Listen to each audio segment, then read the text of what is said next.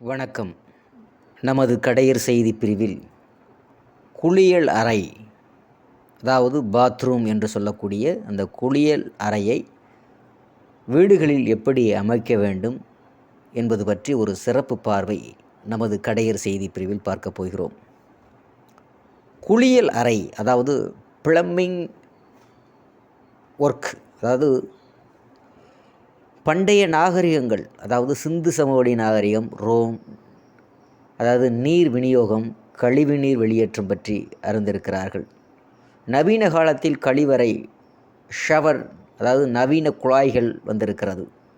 மேலும் தமிழ்நாட்டில் பாரம்பரிய முறைகளில் இருந்து, அதாவது பொது கிணறுகள், சுடுமண் குழாய்கள், தற்பொழுது பிவிசி குழாய்கள், நவீன கழிப்பறைகள், ஸ்மார்ட் பிளம்பிங் வரை வளர்ச்சியடைந்திருக்கிறது.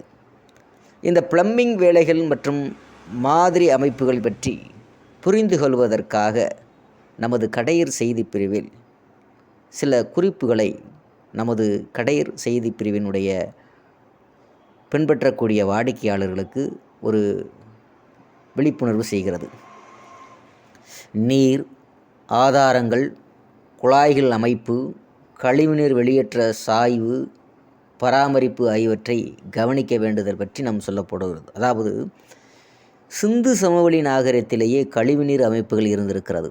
இந்த ரோமானிய பேரரசில் இந்த ஆக்பெக்டெக்ஸ் என்று அழைக்கக்கூடிய பொது கழிப்பறைகள் இருந்திருக்கிறது. தமிழ்நாட்டின் ஆரம்ப காலகட்டத்தில் கிராமங்களில் கிணறுகள், சாக்கடை வாய்க்கால்கள், சுடுமண் குழாய்கள் போன்ற அதாவது டேராகோட்டா என்ற அந்த பைப்ஸ் எல்லாம் வச்சு பயன்படுத்தி வந்திருக்கிறாங்க. இப்போ நவீன காலத்தில் இந்த 21வது நூற்றாண்டில் புதிய தொழில்நுட்பங்கள், அதாவது காங்கிரீட் பைப்ஸ், அதாவது பிவிசி பைப்ஸ் அறிமுகப்படுத்தப்பட்டு வீடுகளுக்குள் கழிப்பறை, ஷவர், நவீன குழாய்கள் இணைத்து பிளம்பிங் வரை பரவலாக செஞ்சுட்டு வந்துக்கிட்டு இருக்காங்க. அந்த மாதிரி ஒரு இதை தான் இப்போ நமது கடையர் செய்தி பிரிவினுடைய காட்சிகளில் நீங்கள் பார்த்து கொண்டிருக்கிறீர்கள். ஒரு மாதிரி குளியறை அமைப்பில் கீழ்கண்ட சில கருத்துக்களை நமது சொல்ல போகிறோம். அதாவது முதலில் நீர் எங்கிருந்து வருகிறது, கீழ்நிலை தொட்டி அல்லது மேல்நிலை தொட்டி என்பதை தீர்மானிக்க வேண்டும். அதாவது குளிர்ந்த நீர் மற்றும் சூடான நீருக்கான தனித்தனி குழாய்கள் அமைக்க வேண்டும். வாஷ் பேஷன், ஷவர், டாய்லெட் அமைப்புகளை நிறுவ வேண்டும். ஒவ்வொரு சாசனத்திற்கும் கழிவுநீர் வெளியேற்ற சரியான சாய்வுடன், அதாவது ஸ்லாப் குழாய்கள் அமைக்க வேண்டும். வடிகால் குழாய்கள், அதாவது ட்ரெயின் பைப் என்று சொல்லக்கூடாது, அதாவது வடிகால் குழாயில் ட்ரெயின் பைப் என்று சொல்லக்கூடிய அதற்கு ஒரு சில முக்கியத்துவம் கொடுக்க வேண்டும் என்று சொல்லுகிறார்கள். அதாவது கழிவுநீர் குழாய்களில் சரியான காற்றோட்டம் அவசியம் என்று சொல்கிறார்கள். காற்று, அதாவது வென்டிலேஷன் அப்படின்னு சொல்கிறாங்க. அதாவது மெயின்டெனன்ஸ், பராமரிக்கக்கூடிய வேலைகளை நம்ம சரியான முறையில் செய்யணும். அதாவது எதிர்கால பராமரிப்புக்கு வசதியாக முக்கிய வால்வுகள் மற்றும் இணைப்புகளை எளிதில் அணுகும்படி அதை வைக்க வேண்டும் என்று சொல்லுகிறார்கள்.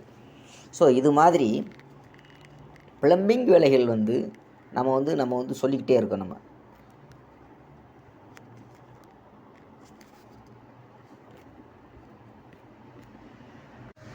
பழைய காலத்தை பற்றி நாம் மேற்கொண்டு சிந்திப்போம் என்று சொன்னால், என்னதான் மெட்ரோபாலிட்டன் சிட்டி என்று சொல்லிக்கொண்டாலும் கழிவறை என்பது படு கேவலமாக இருக்கிறது என்பதுதான் கவலைக்கிடமாக இருக்கிற ஒரு உண்மையாக இருக்கிறது. இன்றைக்கு நவீனத்தின் அடையாளமாகவும் ஆடம்பரத்தின் வரையறையின்றி இந்த கழிவறை மற்றும் கழிவறை அலங்கார பொருட்கள் விற்பனையாகி வருகிறது. இன்றைக்கு இந்த நிலைமைக்கு வருவதற்கு முன்னர் ஆரம்ப காலத்திலிருந்தே கழிவறையின் வளர்ச்சி எப்படி இருந்தது என்ற வரலாற்றினை தெரிந்து கொள்ள வேண்டும். இன்றைக்கு மிக மிக அத்தியாவசியமாக இருக்கக்கூடிய கழிவறைகளை பற்றி நாம் அதிகமாக மெனக்கெடுவதும் இல்லை, அதை பற்றி சிந்திப்பதும் இல்லை என்பது ஒரு குறிப்பிடத்தக்கதாக இருக்கிறது. அது வரும் உண்மை என்றாலும் கூட ஆரம்பத்தில் இருந்து கழிவறை எத்தகைய பரிணாமங்களை சந்தித்திருக்கிறது என்பதை பற்றிலாம் நாம் புரிய போகிறோம். அதாவது முதல் கட்டம் எடுத்து பார்த்தோம்னா ரோம் நாட்டினுடைய பார்த்தோம்னா, ரோமானியர்கள் குளிப்பது என்பது ஓர் புனித சடங்காகவே செய்திருக்கிறார்கள். அதோடு சமூக மக்களையும் தினமும் ஒன்றிணைக்கும் ஓர் நிகழ்வாகவும் அதனை பார்த்திருக்கிறார்கள் என்பது குறிப்பிடத்தக்கதாக இருக்கிறது.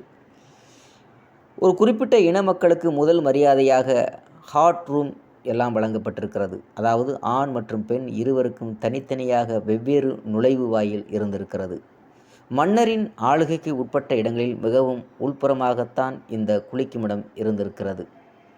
அதாவது ரோமானியர்கள் இந்த குளிக்கும் வழக்கத்தை தங்கள் ஆட்சிக்கு முழுவதும் பரவ செய்திருக்கிறார்கள். அதனை கட்டாயப்படுத்தியிருக்கிறார்கள். இது ஆப்பிரிக்காவின் வடக்கு பகுதி, மெடிட்டேரியன் நாடுகள் என எல்லா நாடுகளிலும் பரவியிருக்கிறது. அதன் பிறகு பொதுவிடங்கள் குளிப்பது கொஞ்சம் கொஞ்சமாக குறைய ஆரம்பித்திருக்கிறது. ஆராய்ச்சியாளர்கள் கிட்டத்தட்ட 60,000 குளியல் இடங்களை கண்டுபிடித்திருக்கிறார்கள். அதோடு அப்படி குளியல் இடங்கள் கட்டுவது தங்கள் நாட்டிற்கும் வளத்தை கொடுக்கும் என்பது நம்பியிருக்கிறார்கள். அதனால் தான் ஏகப்பட்ட குளியல் இடங்களை கட்டியிருக்கிறார்கள். அந்த காலத்தில் மேற்குலகில் இருந்து வரும் பலரும் பயணித்து வந்திருக்கிறார்கள். தங்கள் தொழில்நுட்ப வழக்கத்தை பெருக்க நினைத்திருக்கிறார்கள். இங்கிருந்து சில பழக்க வழக்கங்களையும் எடுத்து சென்றிருக்கிறார்கள். அதில் ஒன்றுதான் இந்த குளியலினுடைய தொட்டி. இதே குளியல் தொட்டி முறை தங்களது வசதிக்கேற்ப, தங்கள் கலாச்சாரத்திற்கு ஏற்ப மெருகேற்றி பயன்படுத்தி கொள்ள ஆரம்பித்திருக்கிறார்கள். இந்த காலகட்டத்தில் இங்கிலாந்திலும் குளியல் தொட்டி முறை குறிப்பாக பொது இடத்தில் குளிப்பது என்பது வேகமாக பரவியது. இங்கே ஆண்கள் மற்றும் பெண்கள் ஒன்றாக குளிக்கிறார்கள். சில நேரங்களில் அங்கேயே உணவு உண்பது, உரையாடுவது எல்லாம் நடக்குமா. அதிகப்படியான மக்கள் இப்படி குளிக்க ஆரம்பித்ததும் சுத்தமான தண்ணீர் கிடைப்பது என்பது சவாலான விஷயமாகவும் மாறியிருக்கிறது. ஸோ இதெல்லாம் அந்த காலத்தில் இருக்கிறதா. அதோடு காலப்போக்கில் இந்த குளியல் தொட்டி என்பது விபச்சார விடுதிகளில் இருக்கக்கூடிய ஓர் நடைமுறை என்றானதாக இருக்கிறது. அந்த குளியல் தொட்டி இருப்பது தான் விபச்சார விடுதி என்பதற்கான அடையாளம் என்னும் கூட நிலை உருவானதாக இருக்கிறது அந்த காலத்தில். ஆனால் பொதுமக்கள் கொஞ்சம் கொஞ்சமாக பொது இடங்களில் குளிப்பதை தவிர்க்க ஆரம்பித்திருக்கிறார்கள். 1347ஆம் ஆண்டு அந்த மக்களை கொடூரமான பிளாக் நோய் தாக்கியிருக்கிறது.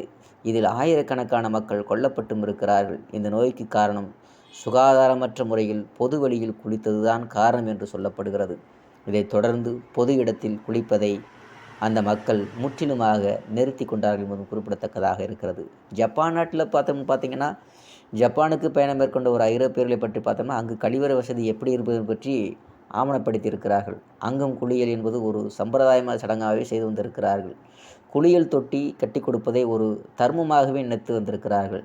செல்வந்தர்கள் பலரும் முன்வந்து ஏழைகளுக்காக குளியல் தொட்டி கட்டி கொடுத்திருக்கிறார்கள் என்பதும் ஒரு குறிப்பிடத்தக்கதாக இருக்கிறது. அதாவது துவக்க காலங்களில் கழிப்பிடம் பொதுவான ஒரு இடமாக இருந்திருந்தது. நீங்கள் வாழும் சமூகம், அந்த சமூக மக்கள் வசதி வாய்ப்புகளுக்கு ஏற்ப கழிப்பிடங்களை வசதி மேம்படுத்தப்பட்டு கொண்டிருக்கிறது. மிகப்பெரிய செல்வந்தர்கள் மட்டுமே இந்த பிரைவேட் டாய்லெட்டை பயன்படுத்தியிருக்கிறார்கள். அதாவது மிடில் கிளாஸ் மற்றும் வறுமை வாழக்கூடிய மக்கள் இது போன்ற பொதுவான கழிப்பிடங்களை தான் பயன்படுத்தி வந்திருக்கிறார் என்பதும் குறிப்பிடத்தக்கது. அதாவது அரண்மனையில் அதை எப்படிலாம் அடிக்கிறான் பார்த்தீங்கன்னா, ஐரோப்பாவில் இருக்கக்கூடிய அரண்மனைகளில் தனி அறை கழிப்பிடங்கள் இருந்திருக்கிறது. மேலே அரண்மனையில் தங்கள் அறைக்கு அருகில் கழிவறையாக தனி அறை அமைக்கப்பட்டிருக்கிறது. கழிவுகள் கீழே தரையில் விழுமாம். பொதுவாக இந்த கழிப்பிடங்கள் எல்லாம் ஆற்றின் கரையோரங்களில் தான் அமைக்கப்பட்டிருக்கிறது. கழிவுகள் எல்லாம் தானாக தண்ணீரில் அடித்து செல்லப்படக்கூடிய வகையில் அமைத்திருக்கிறார்கள்.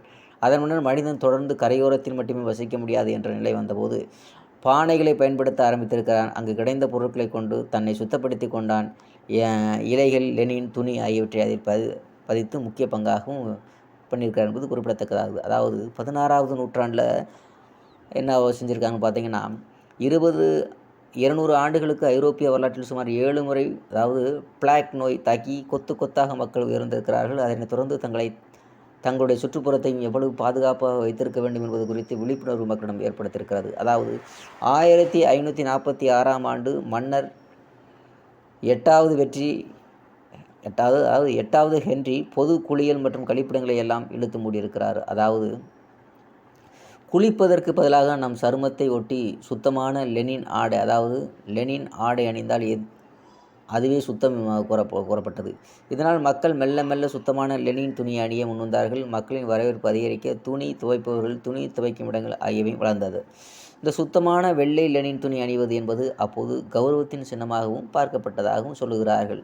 தங்கள் உடலை சுத்தப்படுத்துவதற்கு பதிலாக அந்த ஆடைகளை சுத்தப்படுத்துவதும் அதற்கு வாசனை ஏற்றுவதும் ஆகிய வேலைகளை செய்திருக்கிறார்கள். அந்த துணியை சுத்தமாக சுத்தமாக்க சோப்பு கண்டுபிடிக்கப்பட்டது. ஆரம்ப காலகட்டத்தில் சோப், சாம்பல், வேக வைத்த விலங்குகளின் கொழுப்பு மற்றும் சில இயற்கையாக கிடைக்கக்கூடிய செடி கொடிகள், பூக்கள், அதன் சாறுகள் ஆகியவை பயன்படுத்தப்பட்டு வந்திருந்திருக்கிறார்கள் என்பது ஒரு குறிப்பிடத்தக்கதாக இருக்கிறது.